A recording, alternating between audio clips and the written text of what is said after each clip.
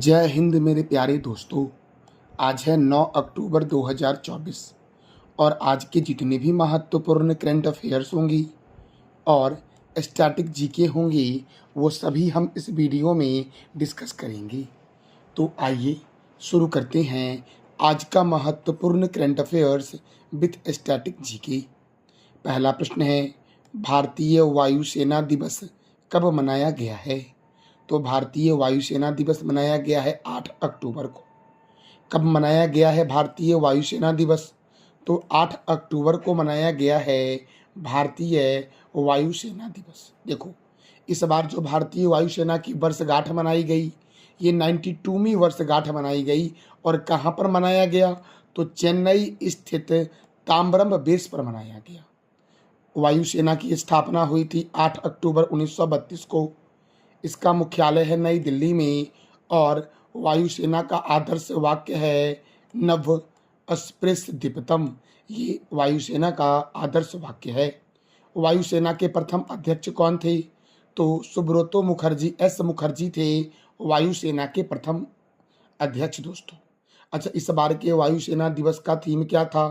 तो भारतीय वायुसेना सक्षम, सशक्त और आत्मनिर्भर, ये थीम था इस बार के वायुसेना दिवस का। अच्छा दोस्तों, इंडियन आर्मी डे कब मनाया जाता है? तो 15 जनवरी को मनाया जाता है। और इंडियन नेवी डे 4 दिसंबर को मनाया जाता है।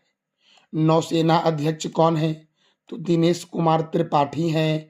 और थल सेना अध्यक्ष कौन है? तो युपेंद्र द्विवेदी हैं दोस्तों। अच्छा, वायुसेना के अध्यक्ष कौन है? तो अमरप्रीत सिंह हैं। और चीफ ऑफ डिफेंस स्टाफ कौन है? तो अनिल चौहान है चीफ ऑफ डिफेंस स्टाफ मेरे प्यारे लाल एवं लालियो। तो वायुसेना दिवस कब मनाया गया? 8 अक्टूबर को मनाया गया वायुसेना दिवस दोस्तों। अच्छा दोस्तों, मैंने प्रत्येक दिन आपको जब भी मैं कोई इंपॉर्टेंट डे बताता हूँ तो आपको मैं अक्टूबर महीने के इंपॉर्टेंट डे बताता हूँ कि कौन कौन से मनाए गए हैं अब तक। तो आज आप बता दो कि अब तक कौन कौन से अक्टूबर महीने में इंपॉर्टेंट डे मनाए गए हैं। हमारा अगला प्रश्न है, अंतर्राष्ट्रीय वृद्धजन दिवस 1 अक्टूबर को मनाया जाता है।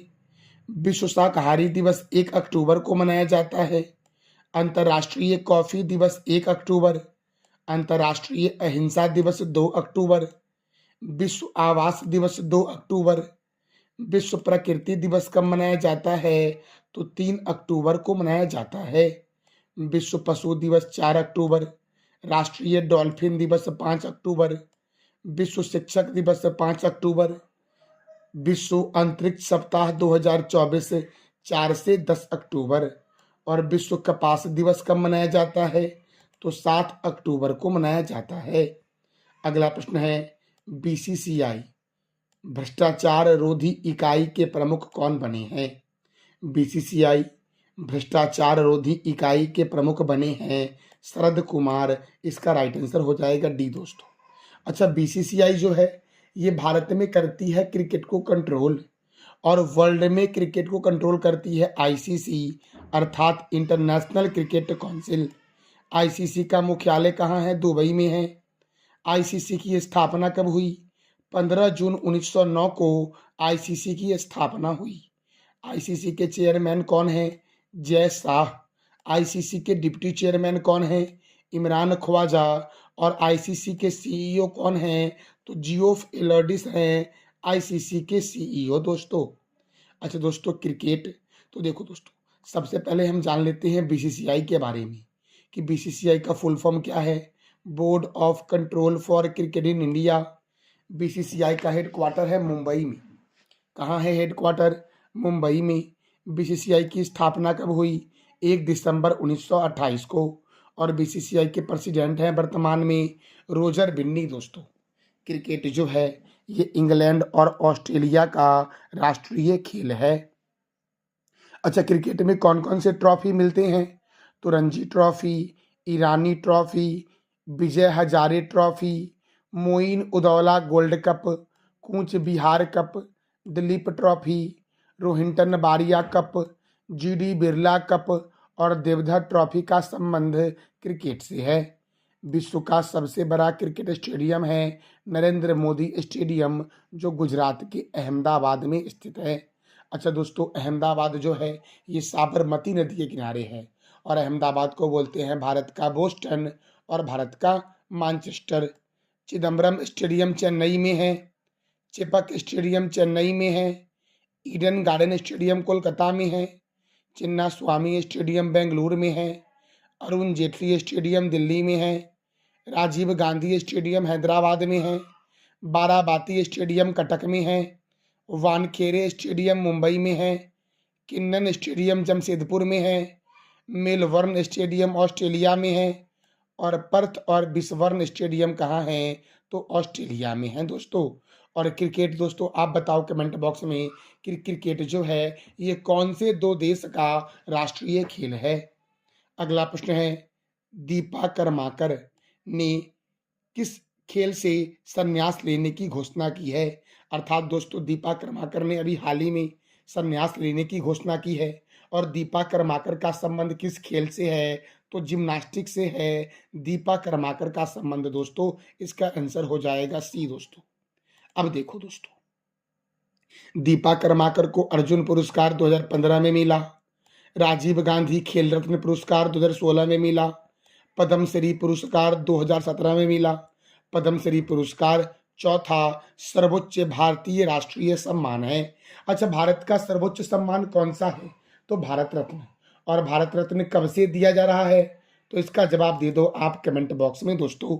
देखो, ओलंपिक के लिए क्वालिफाई करने वाली भारत की पहली महिला जिम्नास्ट महिला जो है वो कौन है? तो दीपा कर्माकर है। देखो, ओलंपिक के लिए क्वालिफाई करने वाली भारत की पहली महिला जिम्नास्ट खिलाड़ी कौन है? तो दीपा कर्माकर है और दीपा कर्माकर ने जिम्नास्ट से अभी हाल ही में संन्यास लेने की घोषणा की है। अगला प्रश्न है, हाल ही में किस देश ने रुपे कार्ड से भुगतान की शुरुआत की है? तो मालदीव ने रुपे कार्ड से भुगतान की शुरुआत की है। अब मालदीव ने किया है तो देखो दोस्तों, रुपे कार्ड से भुगतान की शुरुआत तो की ही है और मालदीव के हनी मधु अंतर्राष्ट्रीय हवाई अड्डे पर नए रनवे का भी उद्घाटन किया गया है। तो यहाँ से ये भी पूछेगा कि हनी मधु अंतर्राष्ट्रीय हवाई अड्डा कहाँ है? तो आप बोलना मालदीव में है। अच्छा, मालदीव की राजधानी क्या है? तो माले है। मालदीव की करेंसी क्या है? मालदीपियन रुपया। और मालदीव के प्रेसिडेंट अर्थात राष्ट्रपति कौन है? तो मोहम्मद म्यूजू हैं मालदीव के राष्ट्रपति दोस्तों। अगला प्रश्न है, भौतिक का नोबेल पुरस्कार 2024 किसे दिया गया है? तो भौतिक का नोबेल पुरस्कार 2024 दिया गया है जॉन जे हॉपफील्ड को, जो अमेरिका के हैं, और जेफरी ई हिंटन जो ब्रिटिश कनाडाई नागरिक हैं। इन दोनों को भौतिक का नोबेल पुरस्कार 2024 दिया गया है। अर्थात इसका आंसर हो जाएगा ए और बी दोनों। देखो दोस्तों, तो भौतिक का नोबेल पुरस्कार अर्थात फिजिक्स के क्षेत्र में नोबेल पुरस्कार किसे दिया गया है? जॉन जे हॉपफील्ड को दिया गया है और जेफरी ई हिंटन जो ब्रिटिश कनाडाई नागरिक हैं इनको दिया गया है। अब क्यों दिया गया है? तो आधारभूत खोजों और आविष्कारों के लिए जो कृत्रिम तंत्रिका नेटवर्क के साथ मशीन लर्निंग में सक्षम बनाते हैं, इनके लिए इन दोनों को दिया गया है भौतिक का नोबेल पुरस्कार 2024। अच्छा, भौतिक का नोबेल पुरस्कार 2023 किसे दिया गया था? तो पियर एगोस्टिनी को दिया गया था जो अमेरिका के थे दोस्तों। फेरेंस क्राउन्स को दिया गया था जो जर्मनी के थे और एनी एल हुइलियट को दिया गया था जो स्वीडन के थे। अर्थात फिजिक्स का नोबेल पुरस्कार 2023 दिया गया था पियर एगोस्टिनी को, फेरेंस क्राउन्स को और एनी एल हुइलियट को दिया गया था फिजिक्स का नोबेल पुरस्कार 2023। और 24 वाला जो मिलेगा वो 10 दिसंबर को मिलेगा। किसको दिया जाएगा? तो जॉन जे हॉपफील्ड को दिया जाएगा और जेफरी ई हिंटन को दिया जाएगा मेरे प्यारे लाल एवं लालियों। तो क्यों दिया जाएगा? तो कृत्रिम तंत्रिका नेटवर्क के साथ मशीनी लर्निंग में सक्षम बनाने वाले आविष्कार के लिए इन दोनों को फिजिक्स के क्षेत्र में नोबेल पुरस्कार दिया जाएगा। और कल मैंने आपको बताया था कि मेडिसिन का नोबेल पुरस्कार किसको दिया गया, तो फिजियोलॉजी का नोबेल पुरस्कार विक्टर एम्ब्रोस को दिया गया जो अमेरिका के हैं, और गैरी रुबकोन को दिया गया, ये भी अमेरिका के हैं। इनको क्यों दिया गया, तो माइक्रो आरएनए की खोज और पोस्ट ट्रांसक्रिप्शनल जीन विनियमन में इनकी भूमिका के लिए इन दोनों को मेडिसिन का नोबेल पुरस्कार 2024 मिलेगा। अब देखो दोस्तों, मेडिसिन का 2023 का नोबेल पुरस्कार किसे दिया गया, तो कैटालीन कारिको को दिया गया जो हंगेरियन अमेरिकी बायोकेमिस्ट थे, और डू विसमैन को दिया गया जो अमेरिका के थे दोस्तों। तो इन दोनों को मेडिसिन का नोबेल 2023 वाला दिया गया था। और 24 वाला किसे दिया जाएगा, तो विक्टर एम्ब्रोस को दिया जाएगा और गैरी रुबकुन को दिया जाएगा। ये दोनों अमेरिका के हैं मेरे प्यारे दोस्तों। माइक्रो आरएनए की खोज के लिए इन दोनों को नोबेल पुरस्कार मेडिसिन के क्षेत्र में दिया जाएगा 2024 वाला। नोबेल पुरस्कार की शुरुआत कब हुई, तो 1901 में नोबेल पुरस्कार की शुरुआत हुई थी और नोबेल पुरस्कार में 11 मिलियन स्वीडिश क्राउन दिया जाता है। नोबेल पुरस्कार अल्फ्रेड नोबेल के पुण्यतिथि पर दिया जाता है, अर्थात अल्फ्रेड नोबेल की याद में यह पुरस्कार उनकी पुण्यतिथि पर मिलता है।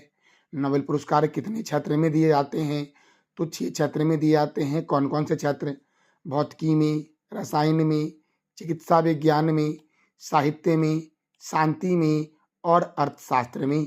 देखो, ये जो भौतिकी है, रसायन है, चिकित्सा है, साहित्य है और शांति है, ये 5 क्षेत्र में नोबेल पुरस्कार 1901 से दिया जा रहा है।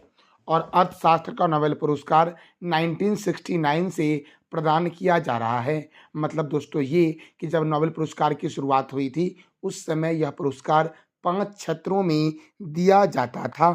मेरे प्यारे लाल एवं लालियों, अब देखो, अर्थशास्त्र को नोबेल स्मृति पुरस्कार के नाम से जानते हैं। यह पुरस्कार एक क्षेत्र में एक वर्ष में अधिकतम 3 लोगों को दिया जा सकता है। द्वितीय विश्व युद्ध के समय 1940 से 42 तक नोबेल पुरस्कार नहीं दिया गया था और शांति का नोबेल पुरस्कार ओस्लो में मिलता है, जबकि बाकी सभी पुरस्कार जो हैं वो स्टॉकहोम में दिए जाते हैं। अर्थात ये कि जो नोबेल पुरस्कार 6 क्षेत्र में मिलता है उसमें शांति वाला जो नोबेल पुरस्कार मिलेगा वो नॉर्वे की राजधानी ओस्लो में मिलेगा, बाकी सभी जो है वो स्टॉकहोम में मिलेगा। 2 बार मृत व्यक्ति को नोबेल पुरस्कार दिया गया है। पहली बार जो दिया गया था उनका नाम था एक्सेल कार्ल फल्टट, जिनको साहित्य के क्षेत्र में 1931 में दिया गया था, और दूसरे व्यक्ति थे डैग हैमरशोल्ड को शांति के क्षेत्र में 1961 में दिया गया था।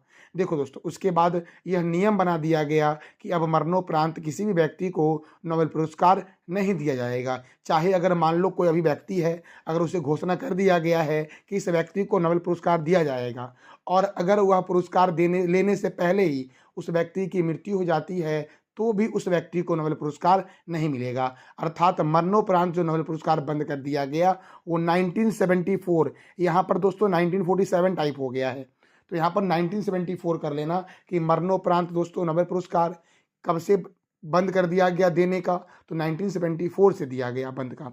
अब देखो, अब जानते हैं हम लोग अल्फ्रेड नोबेल के बारे में कि अल्फ्रेड नोबेल का जन्म हुआ था 21 अक्टूबर 1833 को स्वीडन के स्टॉकहोम शहर में हुआ था। इनकी मृत्यु 10 दिसंबर 1896 को हुई थी। और अल्फ्रेड नोबेल ने ऐसे तो बहुत सारे आविष्कार किए थे, लेकिन इनका एक प्रमुख आविष्कार था डायनामाइट, जो एग्जाम में भी पूछा गया है कई बार कि डायनामाइट का आविष्कार किसके द्वारा किया गया, अल्फ्रेड नोबेल के द्वारा। और कब किया गया, तो 1867 में किया गया। तो जरा दोस्तों आप बता दो कि नोबेल पुरस्कार कौन कौन से क्षेत्र में मिलते हैं। अब देखो, नोबेल पुरस्कार विजेता भारतीय है, नोबेल पुरस्कार विजेता भारतीय या भारतीय मूल के व्यक्ति।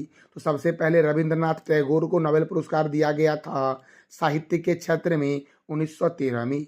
डॉक्टर सीवी रमन को भौतिक के क्षेत्र में 1930 में दिया गया था।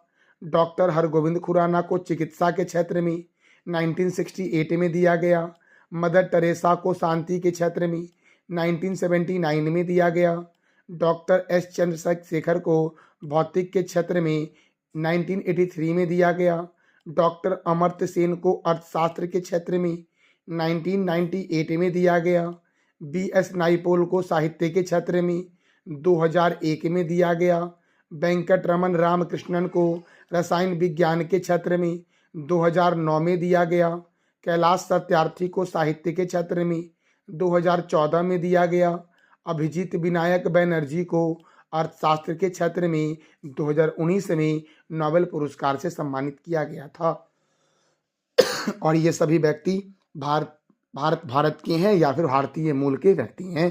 तो देखो दोस्तों, महात्मा गांधी को 5 बार नोबेल पुरस्कार के लिए नॉमिनेट किया गया था, लेकिन इन्हें नहीं दिया गया था नोबेल पुरस्कार।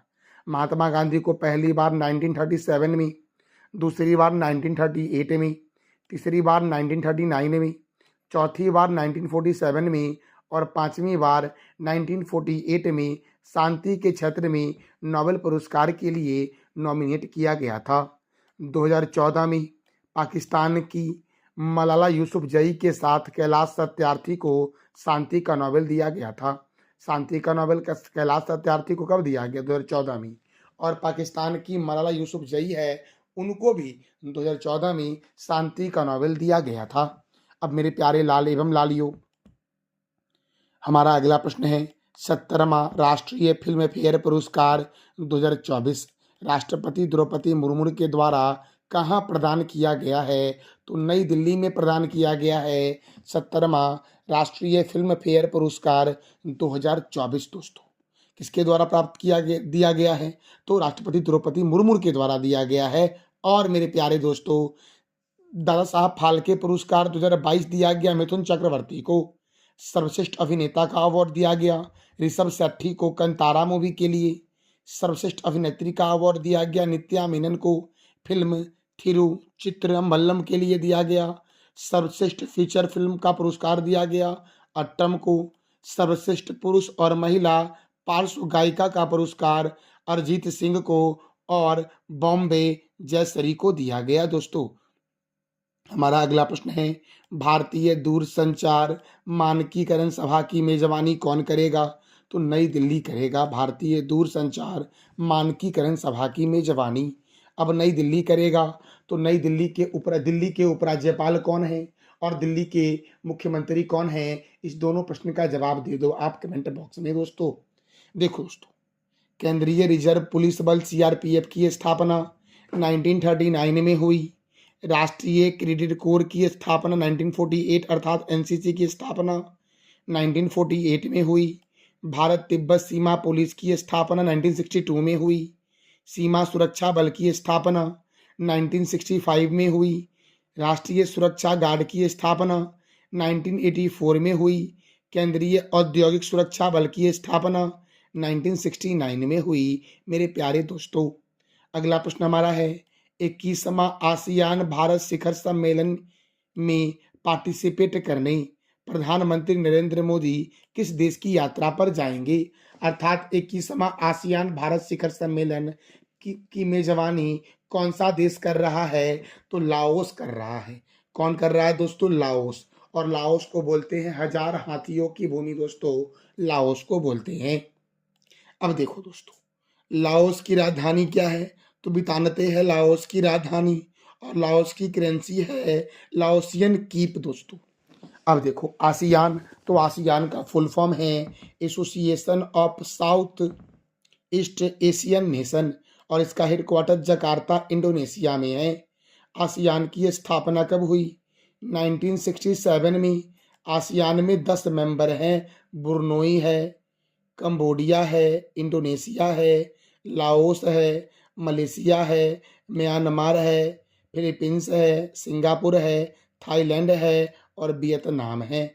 और आसियान के सेक्रेटरी जनरल कौन है? तो काओ किम हॉर्न है आसियान के सेक्रेटरी जनरल दोस्तों। अगला प्रश्न है जर्मनी में भारत का राजदूत किसे नियुक्त किया गया है? जर्मनी में भारत का राजदूत किसे नियुक्त किया गया है? यहाँ सही कर लेना, किसे नियुक्त किया गया है? तो अजीत विनायक गुप्ता को नियुक्त किया गया है। अब जर्मनी की राजधानी है बर्लिन। जर्मनी की करेंसी है यूरो।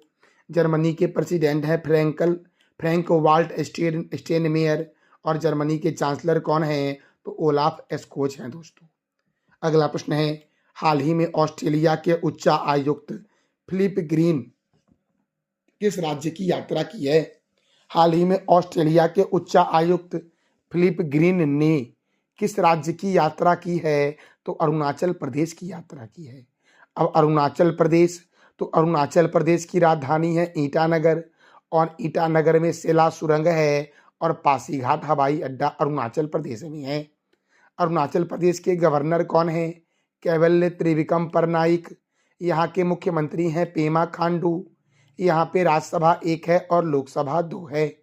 अरुणाचल प्रदेश की स्थापना यूनियन टेरिटरी अर्थात केंद्र शासित प्रदेश के रूप में 21 जनवरी 1972 को हुई थी। कब हुई थी? तो 21 जनवरी 1972 को हुई और इसे स्टेट का दर्जा 20 फरवरी 1987 को दिया गया। पखोई वन्य जीव अभ्यारण्य, नामदफा बाघ रिजर्व, कमलांग बाघ रिजर्व, मौलिंग राष्ट्रीय उद्यान, दिबांग घाटी वन्य जीव अभ्यारण्य, टैली घाटी वन्य जीव अभ्यारण्य कहाँ है? अरुणाचल प्रदेश में। अरुणाचल प्रदेश में ही दोस्तों बोमडिला दर्रा, यांग्याप दर्रा और दीफू दर्रा है। अरुणाचल प्रदेश में संगेस्तर झील है और तिब्बती भाषा में संगेस्तर को तसो, झील को तसो बोलते हैं। झील को क्या बोलते हैं? तसो। तो संगेस्तर तसो कहाँ है? अरुणाचल प्रदेश में। और इसी संगेस्तर झील के पास कोयला मूवी के गाने की पृष्ठभूमि माधुरी दीक्षित के द्वारा तैयार की गई थी, इसीलिए इस संगेस्तर झील को माधुरी झील या कोयली झील के नाम से भी जानते हैं। ब्रह्मपुत्र नदी भारत में अरुणाचल प्रदेश के यांग्याप दर्रे के पास से प्रवेश करती है और अरुणाचल प्रदेश का प्राचीन नाम है नेफा। मेरे प्यारे दोस्तों कल मैंने आपसे 3 प्रश्न किया था कि काजीरंगा राष्ट्रीय उद्यान कहाँ है? असम में। और यह किस लिए प्रसिद्ध है? तो ये आप बताओ। विश्व कपास दिवस कब मनाया जाता है? तो 7 अक्टूबर को। और नोबेल पुरस्कार की शुरुआत कब हुई? तो 1901 में हुई। आज का आपका 3 प्रश्न है, दादा साहब फाल्के पुरस्कार 2022 किसे दिया गया? रविन्द्रनाथ टैगोर को नोबेल पुरस्कार कब दिया गया और किस क्षेत्र में दिया गया? दीपा कर्माकर को किस वर्ष अर्जुन पुरस्कार दिया गया था? तो इस तीनों प्रश्न का जवाब देना है आपको कमेंट बॉक्स में दोस्तों। ये था हमारा आज का महत्वपूर्ण current affairs with static GK. जानकारी अच्छी लगी तो वीडियो को लाइक करें, शेयर करें और सब्सक्राइब करें। थैंक यू सो मच मेरे प्यारे दोस्तों।